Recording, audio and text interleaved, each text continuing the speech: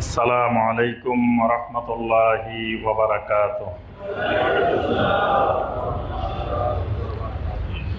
পূর্বে যত নবী আসছেন, যত আম্বিয়া আলাইহিমুস সালাম পৃথিবীতে আসছেন, সমস্ত আম্বিয়া আলাইহিমুস সালাম নবী সাল্লাল্লাহু আলাইহি সাল্লামের ব্যাপারে সুসংবাদ দিয়ে গেছেন। এটা নবুয়তের এক নম্বর দলিল যে মুহাম্মদুর রাসূলুল্লাহ, আমি যে সাক্ষ্য দিতেছি, আমি একা সাক্ষ্য দিতেছি না।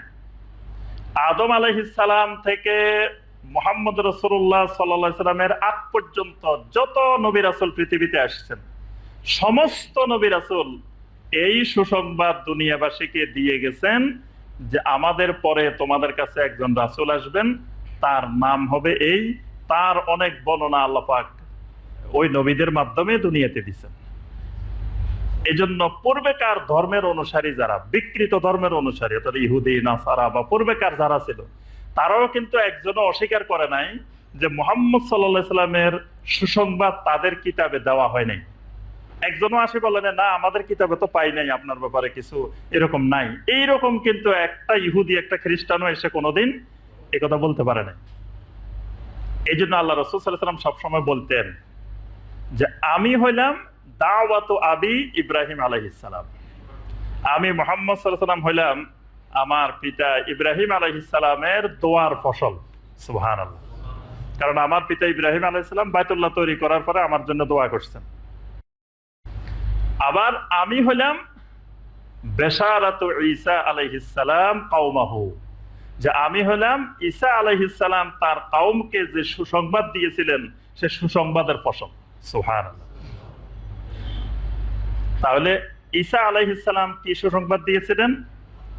আল্লাহ পাক কোরআনে কারিমে ঈসা আলাইহিস সালামের সুসংবাদ সূরা সফফের 6 নম্বর আয়াতে আল্লাহ পাক বর্ণনা করেছেন, ওয়া ইয ক্বালা ঈসা ইবনু মারইয়ামা ইয়া বানি ইসরাঈলা ইন্নী রাসূলুল্লাহি ইলাইকুম মুসাদ্দিকাল লিমা বাইনা ইয়াদাইয়া মিনাত তাওরাতি ওয়া মুবাশশিরাম বিরাসূল ওয়া মুবাশশিরাম বিরাসূল। ঈসা ইবনে মারইয়াম আলাইহিস সালাম বললেন যে আমি তোমাদেরকে সুসংবাদ দিতে আসছি এমন এক রাসূলের, ইয়াতি মিন বাদ ইসমুহু আহমদ, যিনি আমার পরে আসবেন, যার নাম হবে আহমদ।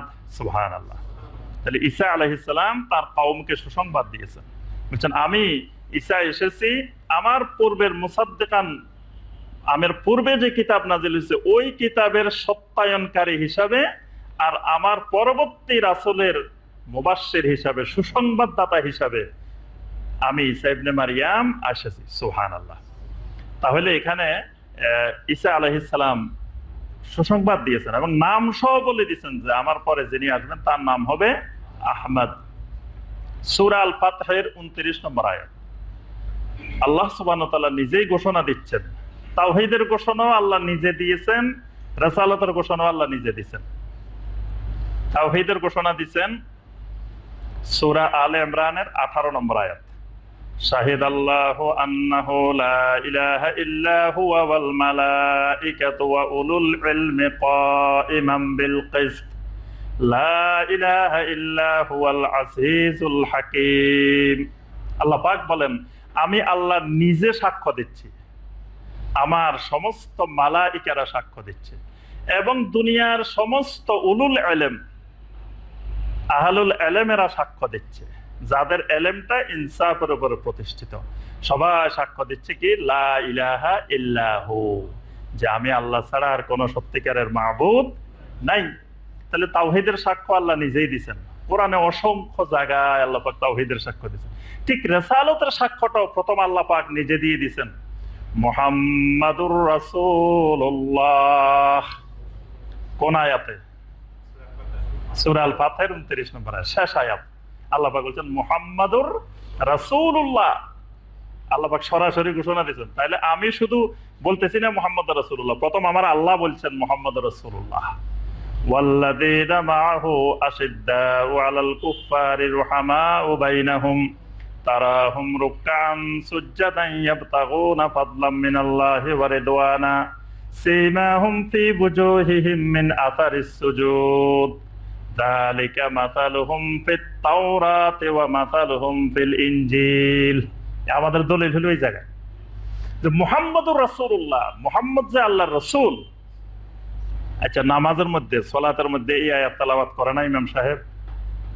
যখন ইমাম সাহেব পড়তেছে মুহাম্মাদুর রাসূলুল্লাহ, আপনি যদি নামাজের মধ্যে বলেন সাল্লাল্লাহু আলাইহি ওয়াসাল্লাম, আপনার নামাজ হবে? হবে না। অনেকে সন্দেহের মধ্যে আছে। অনেকের কথা হইলো আমরা রাসূলকে সম্মান জানাতেছি, দরুদ পড়তেছি, আমার নামাজের অসুবিধা হবে কেন? আমাদের দেশের যারা মানে না বুঝে জাহেল আশেকে রাসূল, তাদের আবেগটা হলো এই জায়গায় যে আমি রাসূল সাল্লাল্লাহু আলাইহি ওয়াসাল্লামকে সম্মান করছি, এটা তো অসুবিধা কি? তাহলে বোঝা গেল যে সম্মানটা কেমনে করতে হবে সেটার পদ্ধতিও আল্লাহ পাক শিখাইছেন, আল্লাহ রাসূল সাল্লাল্লাহু আলাইহি ওয়াসাল্লাম শিখাইছেন, সাহাবীরা দেখাইছেন। ওই পদ্ধতির বাইরে সম্মান করলে এটা বেয়াদবি হয়, এটা সম্মান হয় না। তা আমি যে কথাটা বলতেছিলাম যে আল্লাহ বলতেছেন মুহাম্মাদুর রাসূলুল্লাহ, এই সাক্ষ্যটা আল্লাহ দিয়েছেন। মুহাম্মাদুর রাসূলুল্লাহ বললে সবসময় সাল্লাল্লাহু আলাইহি ওয়াসাল্লাম বলাটা জরুরি না। কেন জরুরি না? বলেন, নবী সাল্লাল্লাহু আলাইহি ওয়াসাল্লামের নাম শুনলে দরুদ পড়তে বলা হয়েছে না? যে পড়ে নাই তাকে বখিল বলা হয়েছে, তার আপনি বলতেছেন এখানে জরুরি না। জরুরি নেই জন্য মানে যখন শুধু মুহাম্মদ তখন আপনি দরুদ পড়বেন। যখন মুহাম্মাদুর রাসূলুল্লাহ, রাসূলুল্লাহটা দরুদের চেয়ে কোটি গুণ বেশি মর্যাদাবান। কেউ যদি নবী সাল্লাল্লাহু আলাইহি ওয়াসাল্লামের রাসালত স্বীকার করে না, এমনি শুধু নবী সাল্লাল্লাহু আলাইহি ওয়াসাল্লামের উপরে দরুদ পড়ে, এই লোক সারা জীবন দরুদ পড়লেও ইমানদার হবে না। আর কেউ মুহাম্মদ সাল্লাল্লাহু আলাইহি ওয়াসাল্লামকে রাসূলুল্লাহ মানে কিন্তু দরুদ হয়তো জীবনে একবার দুইবার পড়ছে, তার ইমানের কোনো অসুবিধা হবে না। এই জন্য মুহাম্মদের সবচেয়ে বড় স্বীকৃতিটা হলো রাসূলুল্লাহ। কুফাররা, মুশরিকেরা নবী সাল্লাল্লাহু আলাইহি ওয়াসাল্লামের জন্য অনেকে দোয়াও করছেন, কল্যাণ কামনা করছেন। আবু তালেব নবী সাল্লাল্লাহু আলাইহি ওয়াসাল্লামের সারা জীবন কল্যাণ কামনা করছেন না? কিন্তু ইমানদার হয়েছে, কারণ তাকে রাসূলুল্লাহ স্বীকৃতি দেয় নাই। রাসূলুল্লাহ স্বীকৃতি না দেওয়ার কারণে আবু তালেব কুফরি অবস্থায় মারা গেছে, আবু তালেব ইমানদার হইতে পারেন। তা আমি যে কথাটা বলতেছিলাম যে মুহাম্মাদুর রাসূলুল্লাহ, আল্লাহ পাক বলতেছেন এই কথাটা যালিকা মাসালুহুম ফিত তাওরাত ওয়া মাসালুহুম ফিল ইনজিল, এই কথাটা তাওরাতেও ছিল, ইনজিলেও ছিল। এইটা নবুয়তের বড় দলিল যে আল্লাহ পাক দুনিয়াতে যত নবী রাসূল পাঠিয়েছেন সমস্ত নবী রাসূল নবী সাল্লাল্লাহু আলাইহি ওয়াসাল্লামের ব্যাপারে আগেই সুসংবাদ দিয়ে গেছেন।